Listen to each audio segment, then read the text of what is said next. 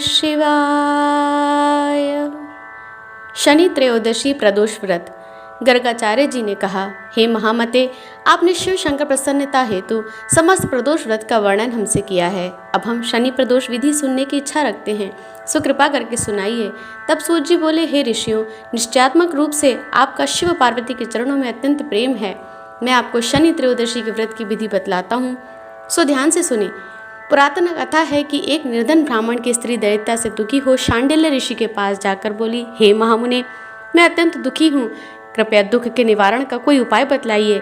मेरे दोनों पुत्र आपकी शरण में हैं। मेरे ज्येष्ठ पुत्र का नाम धर्म है, जो कि एक राजपुत्र है, और लघु का नाम शुचिव्रत है। हम बहुत दरिद्र हैं, आप ही हमारा उद्धार कर सकते हैं। इतनी बात सुनकर ऋषि ने शिव प्रदोष व्रत करने के लिए कहा। तीनों प्राणी प्रदोष व्रत करने लगे। कुछ समय पश्चात प्रदोष व्रत आया। तीनों ने व्रत का संकल्प लिया और छोटा लड़का, जिसका नाम शुचिव्रत था, एक तालाब पर स्नान करने को गया तो उसे मार्ग में स्वर्ण कलश धन से भरपूर मिला। उसको लेकर वह घर आया। प्रसन्न होकर माता से कहा, माँ, यह धन मार्ग में प्राप्त हुआ है। माता ने धन देकर शिव महिमा का वर्णन किया।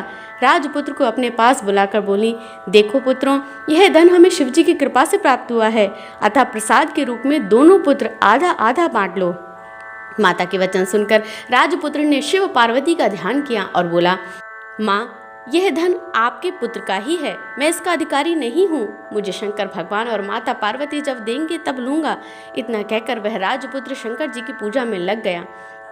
एक दिन दोनों भाइयों का प्रदेश भ्रमण का विचार हुआ। वहां अनेक गंधर्व कन्याओं को क्रीड़ा करते हुए देखा। उन्हें देख शुचिव्रत ने कहा, भैया, अब हमें इससे आगे नहीं जाना चाहिए। इतना कहकर शुचिव्रत उसी स्थान पर बैठ गया, परंतु राजपुत्र अकेले ही स्त्रियों के बीच में जा पहुंचा। वहां एक स्त्री अति सुंदरी राजकुमार को देखकर मोहित हो गई और राजपुत्र के पास पहुंचकर कहने लगी, हे सखियों, इस वन के समीप ही जो दूसरा वन है, तुम वहां जाकर देखो। भांति भांति के पुष्प खिले हैं, बड़ा सुहावना समय है, उसकी शोभा देख कर आओ। मैं यहीं बैठी हूँ, मेरे पैरों में बहुत पीड़ा है। ये सुनकर सारी सखियां दूसरे वन में चली गईं। वह सुंदर राजकुमार की ओर देखती रही।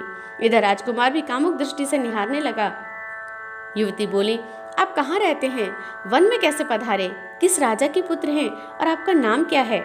राजकुमार बोला, मैं विदर्भ नरेश का पुत्र हूँ, आप अपना परिचय दें। युवती बोली, मैं विद्रविक नामक गंधर्व की पुत्री हूँ, मेरा नाम अंशुमति है। मैंने आपके मन की स्थिति को जान लिया है कि आप मुझ पर मोहित हैं। विधाता ने हमारा तुम्हारा संयोग मिलाया है। युवती ने मोतियों का हार राजकुमार के गले में डाल दिया।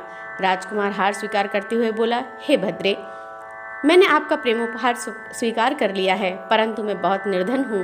राजकुमार के इन वचनों को सुनकर गंधर्व कन्या बोली कि मैं जैसा कह चुकी हूँ वैसा ही करूँगी, अब आप अपने घर जाएं। इतना कहकर गंधर्व कन्या सखियों से जा मिली। घर जाकर राजकुमार ने शुचिव्रत को सारा वृत्तांत कह सुनाया। जब तीसरा दिन आया, वह राजपुत्र शुचिव्रत को लेकर उसी वन में जा पहुंचा।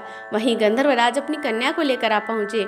इन दोनों राजकुमारों को देख उन्होंने आसन देकर कहा कि मैं कैलाश पर गया था। वहां शंकर जी ने मुझसे कहा कि धर्मगुप्त नाम का एक राजपुत्र है, जो इस समय राज्य विहीन है, निर्धन है, वह मेरा परम भक्त है। हे गंधर्वराज, तुम उसकी सहायता करो। मैं महादेव जी की आज्ञा से इस कन्या को आपके पास लाया हूँ, आप इसका निर्वाह करें।